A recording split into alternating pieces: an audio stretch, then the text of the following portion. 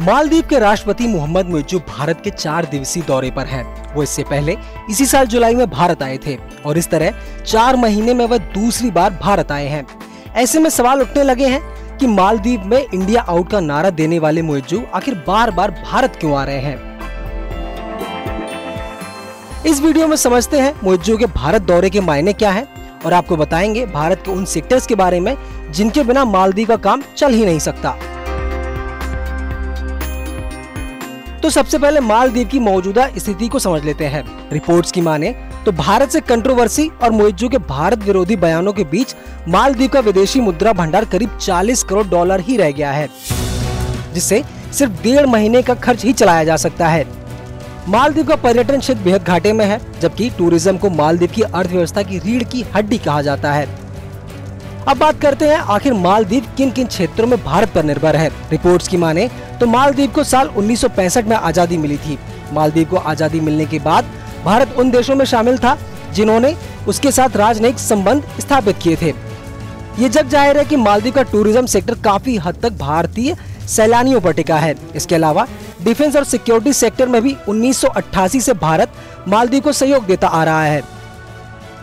विदेश मंत्रालय के मुताबिक मालदीवियन नेशनल डिफेंस फोर्स की डिफेंस ट्रेनिंग की जरूरतों के लिए 70% सामान भारत मुहैया कराता है। बीते एक दशक में भारत ने MNDF के 1500 से ज्यादा सैनिकों को ट्रेनिंग दी है। वहीं मालदीव के इंफ्रास्ट्रक्चर डेवलपमेंट में भी भारत की बड़ी भूमिका है। मालदीव के कई बड़े एयरपोर्ट्स को तैयार करने में भारत की अहम भूमिका रही है। मालदीव का ग्रेटर माले कनेक्टिविटी प्रोजेक्ट इसका सबसे बड़ा उदाहरण है। इस प्रोजेक्ट के तहत 6.74 किलोमीटर लंबा ब्रिज मालदीव की राजधानी माले को उससे जुड़े कई द्वीपों से जोड़ेगा। भारत ने इस प्रोजेक्ट के लिए 50 करोड़ डॉलर की राशि भी दी है। स्वास्थ्य और शिक्षा की बात करें तो मालदीव में इंदिरा गांधी मेमोरियल हॉस्पिटल के विकास के लिए 52 करोड़ रुपए मुहैया कराने के अलावा एक अत्याधुनिक कैंसर अस्पताल भी तैयार करने में भारत की भूमिका रही है। इसके अलावा शिक्षा सेक्टर के लिए भारत ने मालदीव 1996 में टेक्निकल एजुकेशन इंस्टीट्यूट को खड़ा करने में मदद की थी। भारत ने मालदीव के शिक्षकों और युवाओं को प्रशिक्षित करने के लिए एक विशेष प्रोग्राम भी शुरू किया है। भारत की मदद से मालदीव में 53 लाख डॉलर का वोकेशनल ट्रेनिंग प्रोजेक्ट शुरू हुआ है। वहीं 2014 में प्रधानमंत्री नरेंद्र मोदी के पदभार संभालने के बाद से भारत और मालदीव के बीच व्यापार 4 गुना बढ़ा है। 2022 में दोनों मुल्कों के बीच व्यापार 50 करोड़ डॉलर का था, जबकि इससे पहले साल 2014 में यह 17 करोड़ डॉलर का ही था।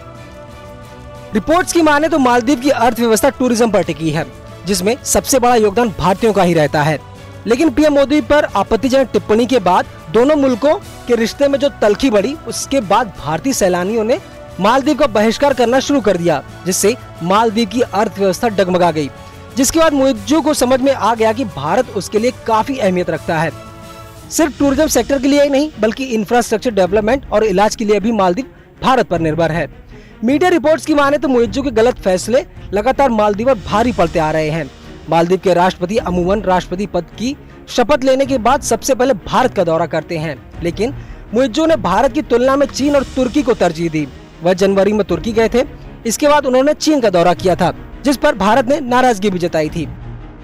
वहीं इस समय मालदीव को भारत की कितनी मदद की जरूरत है, इसका अंदाजा इसी से लगाया जा सकता है कि इस साल जुलाई में मुइज्जू सरकार के पर्यटन मंत्री ने भारत दौरे के दौरान भारत के कई शहरों में रोड शो किया था। एक कैंपेन के तहत मालदीव के पर्यटन मंत्री ने दिल्ली, मुंबई और बेंगलुरु में रोड शो किए थे। बता दें कि पीएम मोदी के लक्षद्वीप दौरे के बाद भारत और मालदीव के बीच तनाव बढ़ गया था, क्योंकि लक्षद्वीप को लेकर मालदीव सरकार के 3 मंत्रियों ने पीएम मोदी की तस्वीरों पर आपत्तिजनक टिप्पणी की थी, जिसके बाद भारत में बायकॉट मालदीव का ट्रेंड शुरू हो गया था। फिलहाल ये खबर आपको कैसी लगी, हमें कमेंट करके जरूर बताएं और ऐसी खबरों के लिए बने रहिए न्यूज़ 18 इंडिया ओरिजिनल्स के साथ।